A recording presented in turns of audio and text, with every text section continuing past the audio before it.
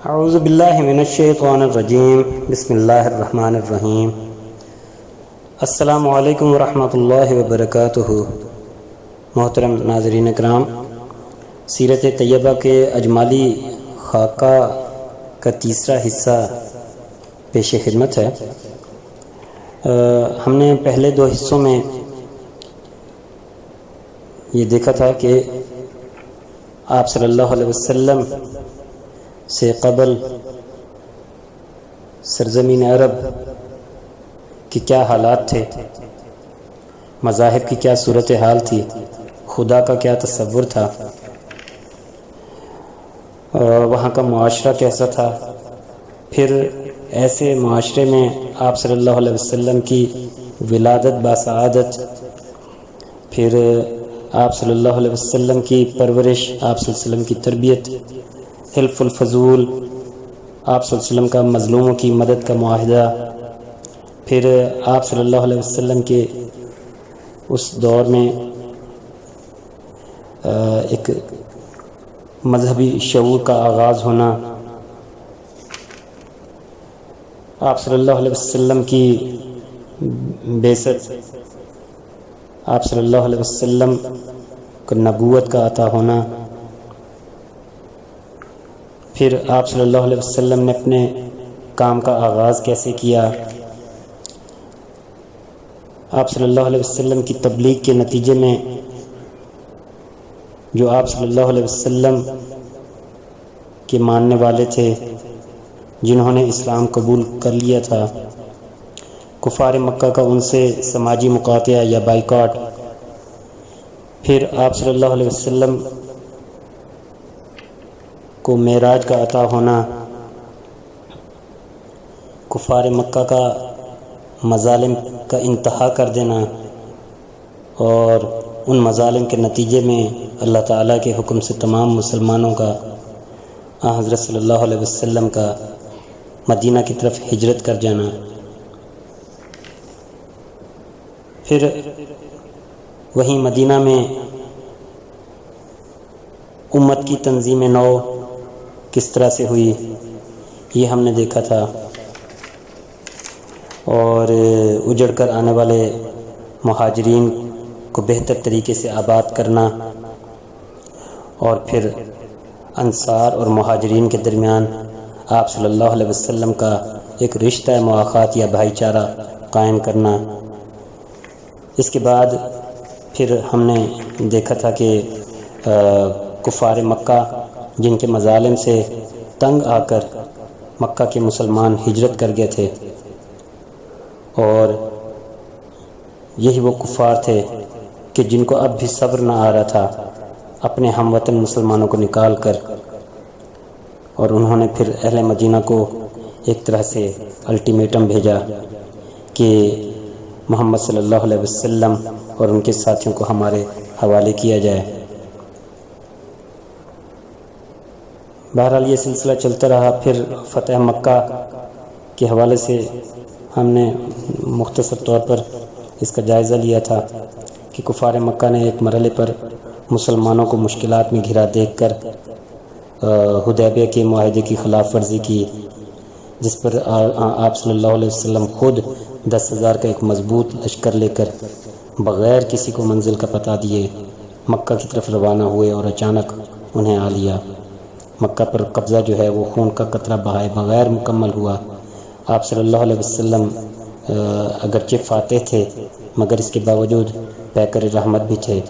آپ صلی اللہ علیہ وسلم نے اہل مکہ کو جمع ہونے کا حکم دیا اور انہیں ان کی 20 برس کی زیادتیاں یاد دلائیں کہ کس طرح انہوں نے اللہ کا نام لینے پر مسلمانوں پر جبر و تعذیب کے کوڑے برسائے، مہاجرین کی املاک پر غاصبانہ قبضہ کیا، مدینہ میں ان پر حملہ آور ہوئے اور مسلسل مخاصمانہ رویہ اپنائے رکھا۔ اب سبھی سر جھکائے شرمندہ کھڑے تھے۔ آپ صلی اللہ علیہ وسلم نے پوچھا، اب آپ مجھ سے کس سلوک کی توقع رکھتے ہو؟ تو مجمع میں سے یہی آوازیں ابھریں کہ آپ صلی اللہ علیہ وسلم کریم بھائی ہیں اور کریم بھائی کے بیٹے ہیں۔ تو آپ صلی اللہ علیہ وسلم نے اعلان عام فرما دیا کہ آج تم پر کوئی سرزنش نہیں، جاؤ تم آزاد ہو۔ فتح مکہ کے فوراً بعد پھر شہر طائف کے جو مکین تھے وہ رسول اکرم صلی اللہ علیہ وسلم کے خلاف جنگ پر آمادہ ہو گئے۔ کچھ مشکلات کے بعد دشمن کو وادی حنین میں شکست دے کر انہیں منتشر کر دیا گیا، مگر مسلمانوں نے طائف کا محاصرہ اٹھا کر پرامن ذرائع سے اس علاقے کی مزاحمت ختم کرنے کا فیصلہ کیا۔ چنانچہ 1 سال سے بھی کم عرصے میں طائف کا وفد مدینہ میں رسول اللہ صلی اللہ علیہ وسلم کی خدمت میں حاضر ہوا اور اطاعت قبول کرنے کی پیشکش کی۔ تاہم انہوں نے استدعا کی کہ انہیں نماز، زکوٰۃ و عشر، فوجی خدمات سے مستثنی رکھا جائے،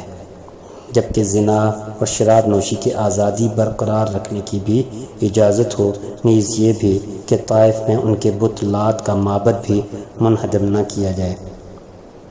مگر اسلام کوئی مادیت پسند غیر اخلاقی تحریک نہیں کہ من مانیوں کی اجازت ہو۔ فوراً ہی اہل طائف کو اپنے مطالبات کے مضحکہ خیز ہونے کا یقین ہو گیا اور وہ اپنے رویے پر شرمسار ہوئے۔ رسول اللہ صلی اللہ علیہ وسلم نے انہیں وقتی طور پر زکوٰۃ و عشر کی ادائیگی اور فوجی خدمات سے مستثنی کر دیا اور بت کے انہدام کے بارے میں فرمایا کہ تمہیں اسے اپنے ہاتھوں منہدم کرنے کی ضرورت نہیں، ہم یہاں سے کچھ لوگوں کو بھیج دیں گے جو یہ کام کر دیں گے، اور اگر تمہیں اندیشہ ہے کہ بت کے انہدام سے کوئی نقصان پہنچے گا تو آپ لوگ بے فکر رہیں، اس کا نشانہ وہ لوگ ہوں گے جو اسے ڈھائیں گے۔ رسول اللہ صلی اللہ علیہ وسلم کی اس نرم روی سے اندازہ ہوتا ہے کہ نو مسلموں کو کچھ رعایات دی جا سکتی ہیں۔ ناظرین کرام، اہل طائف کا قبول اسلام اس قدر مکمل تھا کہ جلد ہی وہ خود ہی ان رعایتوں سے دستبردار ہو گئے جو ان کے طلب کرنے پر رسول اللہ صلی اللہ علیہ وسلم نے انہیں دی تھیں، اور آپ صلی اللہ علیہ وسلم کو ان کے علاقے میں عشر و زکوٰۃ کی وصولی کے لیے عملہ مقرر کرنا پڑا۔ 10 سال پر محیط اس عرصے میں مسلمانوں اور غیر مسلموں میں ہونے والی لڑائیوں سے مرنے والے کفار کی تعداد صرف 250 کے قریب ہے، جبکہ مسلمان اس سے بھی کم تعداد میں شہید ہوئے۔ اس ہلکی سی نشتر زنی سے 10 لاکھ مربع میل سے زیادہ رقبے پر مشتمل جزیرہ نما عرب ہر قسم کے انتشار اور غیر اخلاقی قباحتوں سے پاک ہو گیا۔ اس دوران نہ صرف تمام عرب بلکہ عراق کے جنوبی علاقے اور فلسطین رضاکارانہ طور پر دائرہ اسلام میں داخل ہوئے، جبکہ کچھ مسیحی، یہودی اور آتش پرست اپنے مذاہب پر قائم رہے، جنہیں اپنی مرضی کے مطابق زندگی گزارنے کی مکمل آزادی تھی۔ اس کے علاوہ انہیں اپنے فیصلے اپنے دین کے مطابق کرنے کا بھی اختیار حاصل تھا۔ سن 10 ہجری میں جب رسول اللہ صلی اللہ علیہ وسلم حج کے لیے مکہ روانہ ہوئے، آپ صلی اللہ علیہ وسلم نے اپنی حیات مبارکہ میں ایک ہی حج کیا جو حج الوداع بھی کہلاتا ہے، تو 1,40,000 فرزندان توحید عرب کے کونے کونے سے جمع تھے۔ آپ صلی اللہ علیہ وسلم نے اس موقع پر تاریخی خطبہ ارشاد فرمایا، جس میں آپ صلی اللہ علیہ وسلم نے اسلام کی تعلیمات کا نچوڑ پیش کر دیا۔ آپ صلی اللہ علیہ وسلم نے فرمایا، خدائے واحد پر ایمان رکھو، کسی کو اس کے ساتھ شریک نہ کرو، تمام مسلمان برابر ہیں، کسی کو نسل یا قوم کی بنا پر دوسرے پر امتیاز حاصل نہیں، برتری کی بنیاد صرف پرہیزگاری ہے، تم پر ایک دوسرے کی جان، مال اور عزت اسی طرح حرام ہے جس طرح اس شہر، دن اور مہینے کی حرمت ہے۔ جاہلیت کے تمام خون معاف ہیں اور جاہلیت کا سود بھی ختم کر دیا گیا۔ عورتوں کے ساتھ اچھا سلوک کرنا تم پر ورثہ کی مقررہ حصہ کے مطابق تمام حقداروں، مردوں اور عورتوں سمیت میں تقسیم واجب ہے۔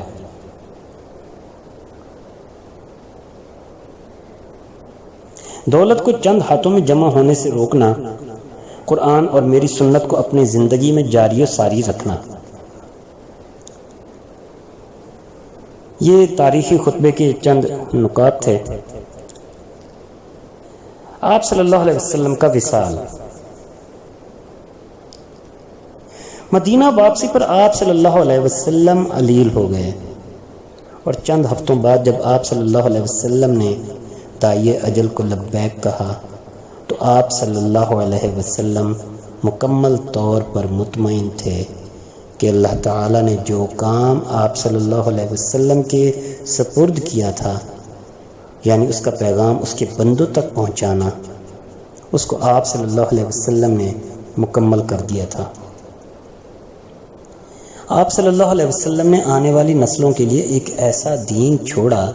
جو مکمل توحید پر مبنی ہے۔ آپ صلی اللہ علیہ وسلم نے ایک ایسے خطے میں انتہائی منظم ریاست قائم کی جو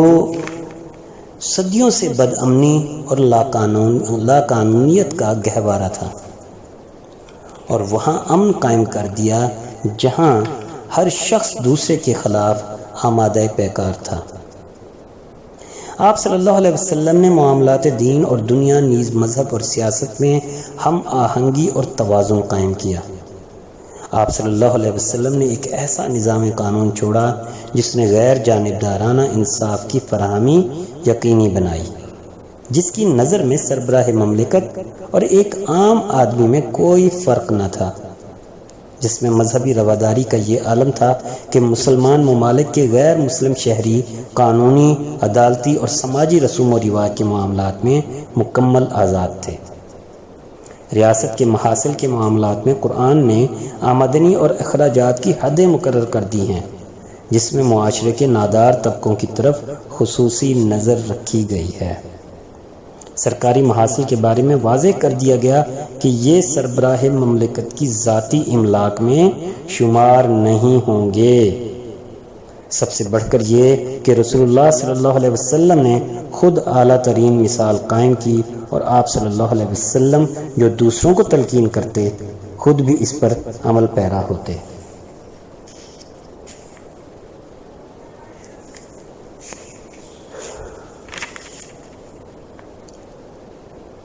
اب ہم آتے ہیں اسلام کی حقیقی تعلیمات کے تحفظ کے موضوع پر۔ ناظرین کرام، سچ اور جھوٹ کے مابین کوئی چیز مشترک نہیں،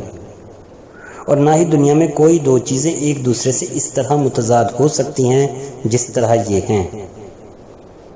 ہماری روزمرہ زندگی میں دنیا داری کے معاملات میں جھوٹ اور فریب کاری کی لعنتیں عام ہیں،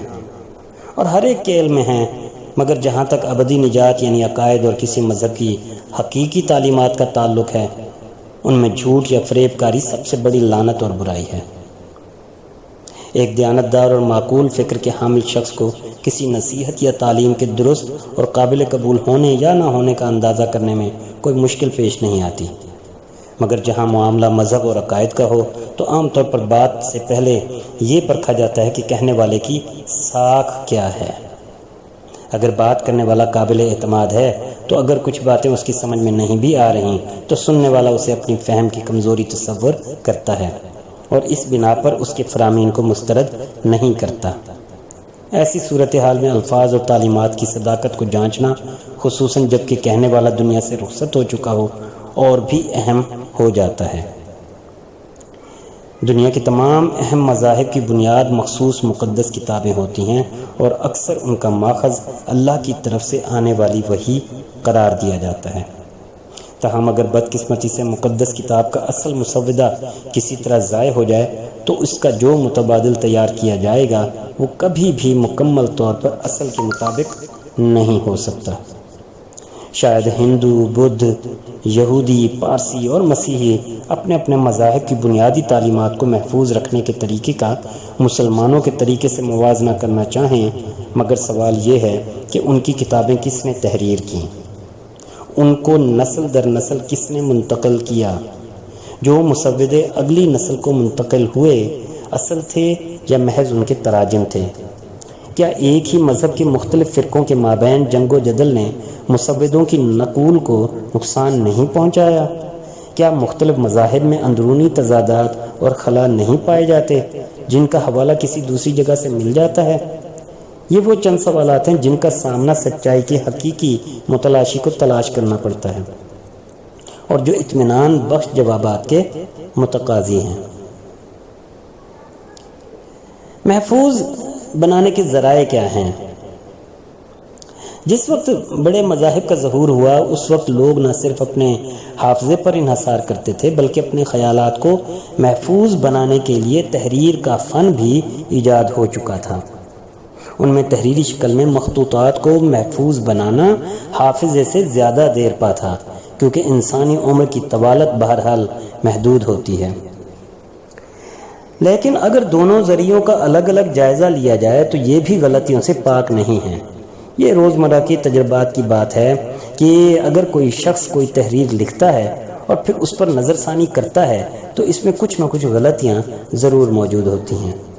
کہیں کوئی حرف اور بعض اوقات لفظ لکھنے سے رہ گیا، کوئی جملہ دوبارہ لکھا گیا،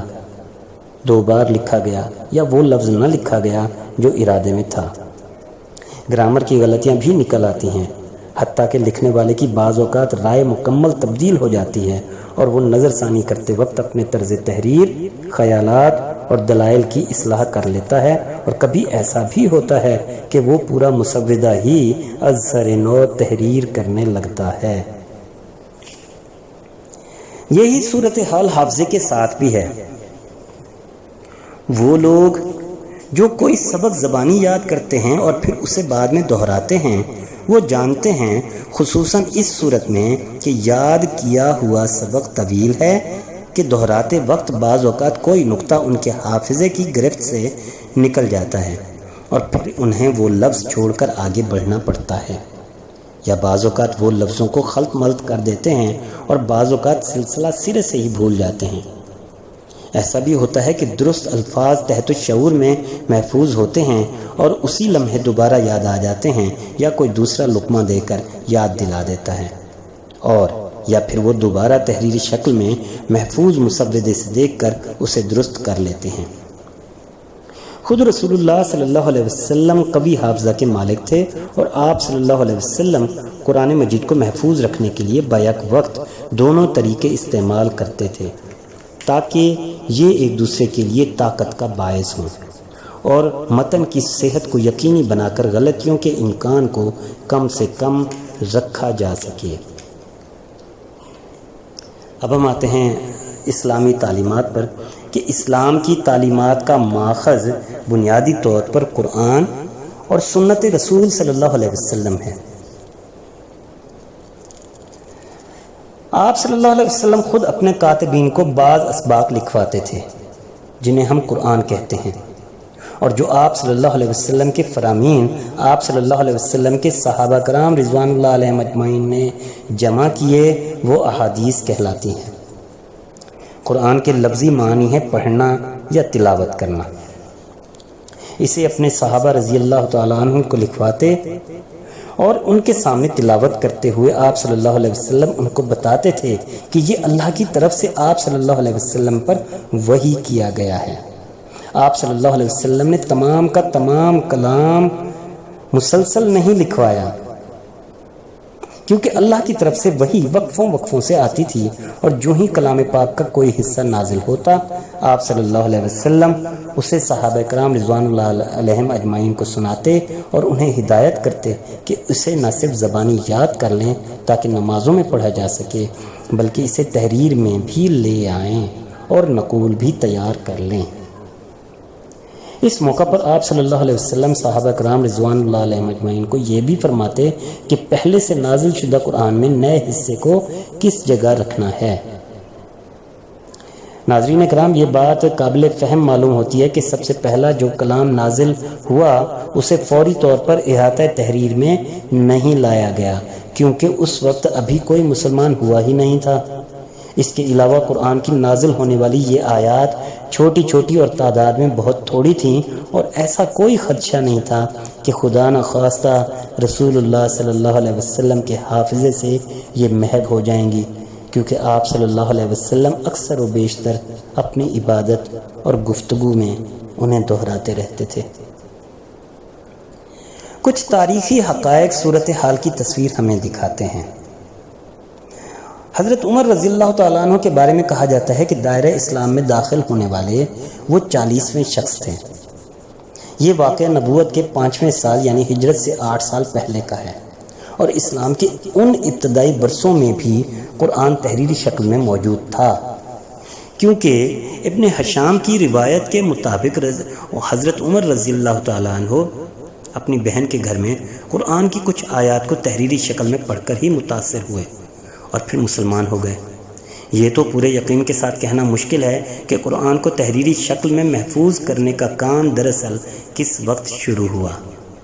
لیکن اس میں کوئی شبہ نہیں کہ رسول اللہ صلی اللہ علیہ وسلم کی حیات طیبہ کے باقی 18 برس کے دوران جیسے جیسے مسلمانوں کی تعداد میں اضافہ ہوتا گیا، قرآن کی تحریری نقول کی تعداد بھی بڑھتی چلی گئی۔ رسول اللہ صلی اللہ علیہ وسلم پر قرآن تھوڑا تھوڑا کر کے نازل ہوا، اور یہ فطری بات ہے کہ اس میں اس وقت درپیش مسائل کے حوالے موجود ہوتے تھے۔ مثلا کسی صحابی کا انتقال ہو گیا تو اس موقع پر آنے والی وحی وراثت کے قانون پر مبنی ہو۔ یہ نہیں تھا کہ اس موقع پر چوری، قتل یا شراب نوشی کی سزاؤں کا قانون اتار دیا جائے۔ وحی کا سلسلہ آپ صلی اللہ علیہ وسلم کی نبوت کے بعد پورے 23 سال جاری رہا، جن میں مکہ کے 13 اور مدینہ کے 10 سال شامل تھے۔ بعض اوقات ایک وحی کے دوران پوری سورت نازل ہو جاتی اور کبھی محض چند آیات اتاری جاتی۔ نازل شدہ کلام کی نوعیت متقاضی ہوتی کہ رسول اللہ صلی اللہ علیہ وسلم اسے بار بار صحابہ کے سامنے دہراتے اور وقفوں سے وہ ترتیب بھی بتاتے جس کے تحت اس کلام کو متعلقہ صورت کے ساتھ شامل کرنا ہوتا تھا۔ یہ مصدقہ روایت ہے کہ رسول اللہ صلی اللہ علیہ وسلم ہر رمضان المبارک میں حضرت جبرائیل علیہ السلام کی موجودگی میں قرآن کی تلاوت کا ایک دور مکمل کیا کرتے تھے، یعنی جتنا قرآن اس وقت تک نازل ہو چکا تھا، اور جس سال آپ صلی اللہ علیہ وسلم اس دنیا سے تشریف لے گئے، جبرائیل علیہ السلام نے مکمل قرآن کا آپ سے 2 مرتبہ دور کروایا، اور اسی سے رسول اللہ صلی اللہ علیہ وسلم کو اندازہ ہو گیا کہ آپ صلی اللہ علیہ وسلم کو اللہ کا بلاوا آنے والا ہے۔ رسول اللہ صلی اللہ علیہ وسلم کے لیے فرشتے کی یہ مدد روحانی حوالے سے جو بھی مقصد رکھتی ہو،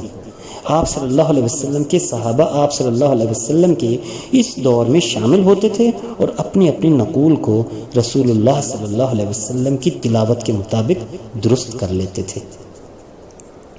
رسول اللہ صلی اللہ علیہ وسلم رمضان میں آیات کو دہراتے رہتے اور انہیں اللہ کی ہدایت کے مطابق متعلقہ صورتوں کے ساتھ شامل بھی کرتے رہتے، کیونکہ وحی کا سلسلہ ساتھ ساتھ جاری رہتا تھا۔ بعض اوقات پوری صورت ایک ہی دفعہ نازل ہو جاتی اور بعض اوقات ایک ہی صورت تھوڑی تھوڑی کر کے مکمل ہوتی، لیکن اس سے کوئی مسئلہ پیش نہیں آتا تھا۔ ہاں، اگر ایسی صورت ہوتی کہ کئی صورتیں بیک وقت نازل ہونا شروع ہو جاتی اور سب کے حصے تھوڑے تھوڑے کر کے نازل ہو رہے ہوتے تو پھر اسے ضابطۂ تحریر میں لانا ضروری ہو جاتا اور انہیں عارضی طور پر مویشیوں کی ہڈیوں، کھجور کے پتوں، چپٹے پتھروں اور کھال وغیرہ پر تحریر کر لیا جاتا، اور جو ہی صورت مکمل ہوتی تو کاتبین وحی رسول اللہ صلی اللہ علیہ وسلم کی ذاتی نگرانی میں اس کی ترتیب درست کر لیتے اور صفائی کے ساتھ ان کی نقول تیار کر لی جاتی۔ اور یہ سب احادیث کی کتابیں ترمذی، ابن حنبل اور ابن کثیر وغیرہ میں موجود ہیں۔ رسول اللہ صلی اللہ علیہ وسلم کا یہ بھی معمول تھا کہ آپ صلی اللہ علیہ وسلم رمضان المبارک کے دوران ہر رات اضافی نفلی عبادت بھی کرتے، کبھی باجماعت بھی، جس میں اس وقت تک نازل شدہ مکمل قرآن کی قرأت فرماتے، اور یہ عمل 1 ماہ میں مکمل ہو جاتا۔ یہ نماز تراویح پورے خشوع و خضوع سے آج بھی ادا کی جاتی ہے۔ رسول اللہ صلی اللہ علیہ وسلم کے وصال کے بعد ملک کے مختلف حصوں میں بغاوتیں اٹھ کھڑی ہوئیں۔ اور ان کو فروغ کرنے میں جو جنگ و جدل پر برپا ہوا اس میں بہت سے حفاظ کرام شہید ہو گئے، جس کے باعث خلیفہ حضرت ابوبکر صدیق رضی اللہ تعالیٰ عنہ نے قرآن مجید کی فوری تدوین کی ضرورت محسوس کی، اور یہ کام حضرت صلی اللہ علیہ وسلم کے وصال کے چند ماہ کے اندر مکمل ہو گیا۔ حیات طیبہ کے آخری برسوں میں حضرت زید بن ثابت رضی اللہ تعالیٰ عنہ کو کاتب وحی ہونے کا اعزاز حاصل رہا۔ حضرت ابوبکر صدیق رضی اللہ تعالیٰ عنہ نے خلیفہ بننے کے بعد ان کو قرآن مجید کی ایک مصدقہ نقل تیار کرنے کی ذمہ داری سونپ دی۔ مدینہ میں اس وقت حفاظ کرام کی بڑی تعداد موجود رہتی، اور حضرت زید بھی حافظ قرآن تھے، اور وہ اس دور میں بھی شریک ہوئے تھے جو رسول اکرم صلی اللہ علیہ وسلم نے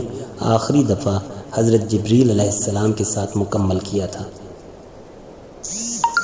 حضرت ابوبکر صدیق رضی اللہ تعالیٰ عنہ نے انہیں ہدایت کی کہ قرآن کے ان مخطوطوں کی دو نقول حاصل کریں، اور جو رسول اللہ صلی اللہ علیہ وسلم کی زبان مبارک سے سنی گئی تلاوت کے مطابق تیار کیے گئے تھے، اور اس کے بعد اس کے مطابق مکمل قرآن کو ایک جگہ جمع کریں۔ چنانچہ لوگوں نے اپنے اپنے مخطوطے حضرت زید کے پاس جمع کرا دیے۔ انتہائی مصدقہ روایات کے مطابق صرف 2 آیات ایسی تھیں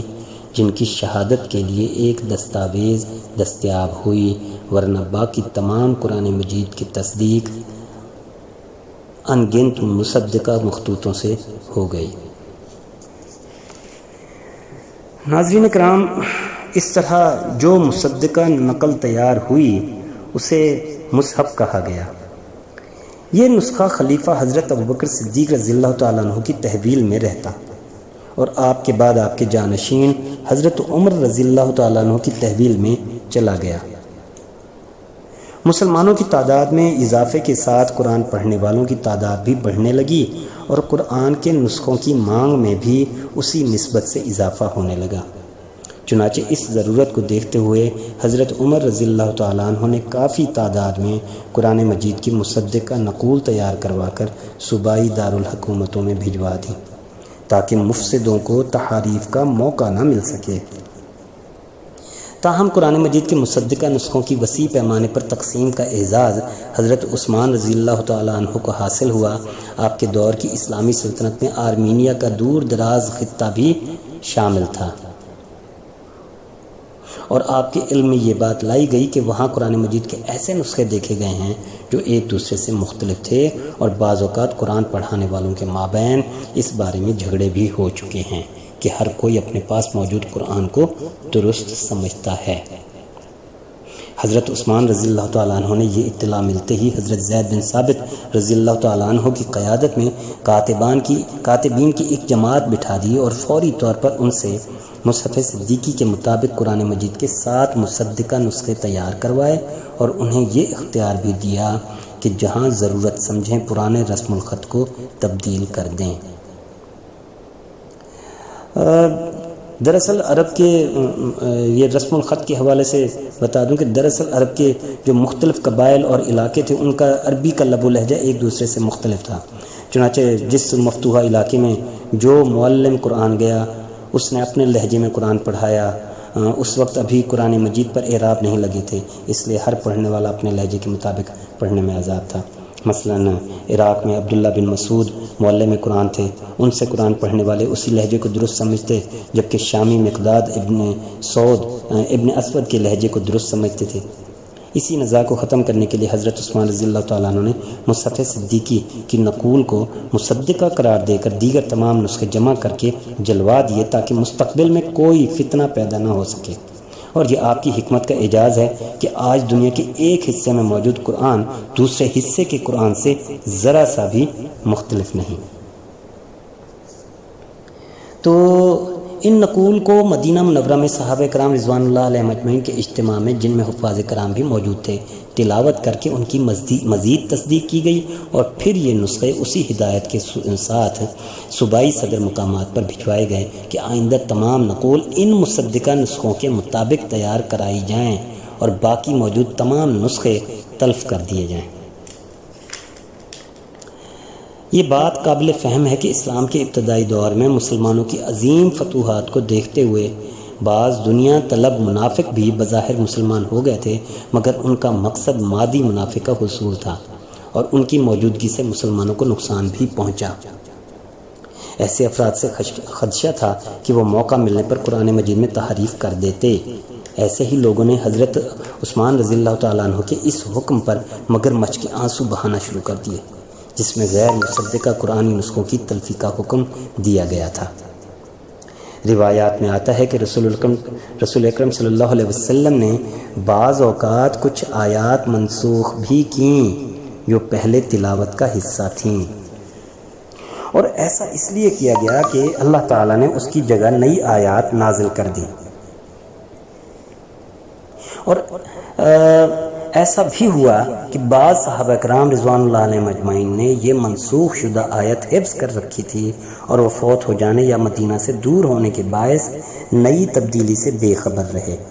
ہو سکتا تھا کہ ان میں سے کوئی حافظ پرانی آیات کے ساتھ گو وہ بھی قرآنی آیات ہی تھیں مگر بعد میں منسوخ ہو گئیں، قرآن کا نسخہ اپنے پسماندگان کے لیے چھوڑ گیا۔ اس کے علاوہ بعض صحابہ رضوان اللہ علیہم اجمعین کی عادت تھی کہ وہ قرآن میں موجود بعض الفاظ کے معنی رسول اللہ صلی اللہ علیہ وسلم سے پوچھتے اور یہ تشریح اپنے قرآن کے حاشیے پر لکھ لیتے تاکہ بھول نہ جائیں۔ ان تشریح شدہ نسخوں سے تیار کی جانے والی نقول بھی بعد میں متن اور شرح کے حوالے سے الجھن پیدا کر سکتی تھی۔ حضرت عثمان رضی اللہ تعالیٰ عنہ